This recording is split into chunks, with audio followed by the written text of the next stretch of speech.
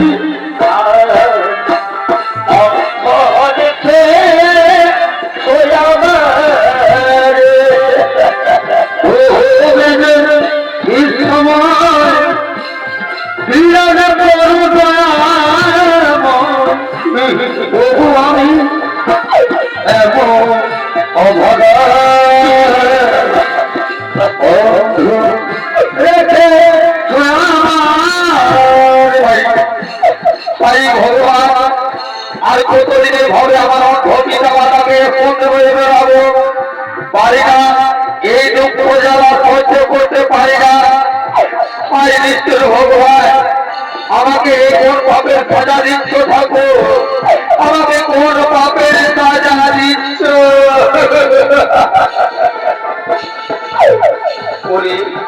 ওরে বাবা সিদ্ধ, তুই দুঃখ করিস না বাবা, এ তো জন্মের পাপ নয়, আমরা তোকে জন্ম দিয়েছি, এটাই তোর অভিশাপ। না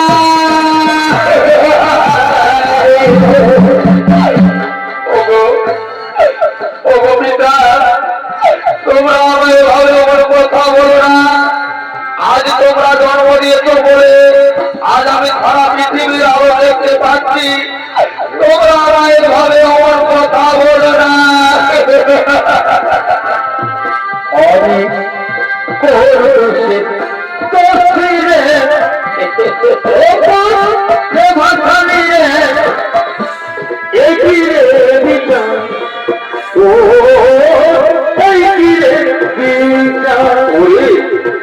ওরে বাবা সিদ্ধ, আমাদেরকে একটা বলছে না বাবা, আমরা যে চিন্তা নিবারণ করতে পারছি না রে।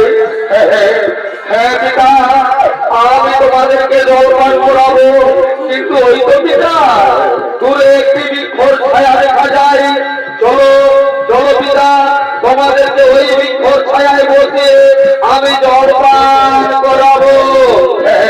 হ্যাঁ পুত্র, তাই তো বাবা, আমরা যাই চিন্তা নিবারণ করতে পারছি না, তাড়াতাড়ি আমাদেরকে ওই গাছ তলায় নিয়ে চল।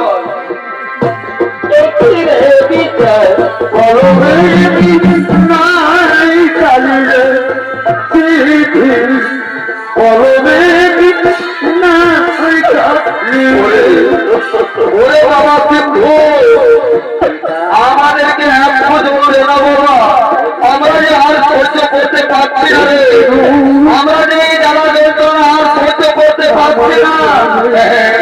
হ্যাঁ পিতামাতা, আমি তোমাদেরকে জলপান করাবো, ওই তো তোমাদের কলসি ভরাবে রয়েছে, আমি তোমাদেরকে এক্ষুনি পান করাচ্ছি পিতা, আমি তোমাদেরকে এক্ষুনি পান করাচ্ছি।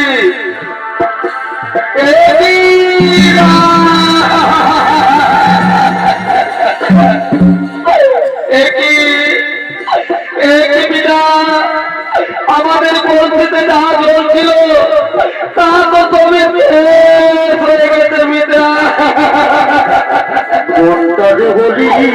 ওরে বাবা পুত্র, ওরে বাবা পুত্র, আমরা যা সহ্য করতে পারছি না,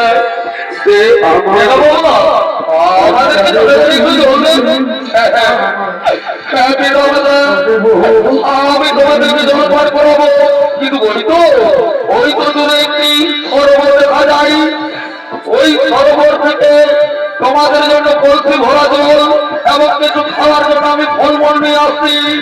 ও পিতা মাতা, তোমরা এই গাছতলায় বসতে থাকো, আমি যাবো আর এক্ষুনি তোমাদের জন্য জল এবং খাওয়ার জন্য কিছু ফল নিয়ে আসবো। আমি এবার আসছি, আমি এবার আসছি, আমি এবার আসছি। এই জীবনে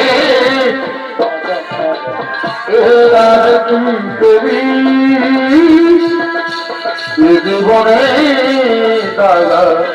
সারা আর কিন্তু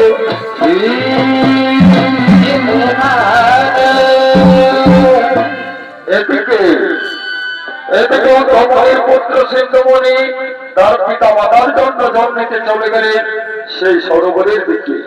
আর এদিকে অযোধ্যার রাজা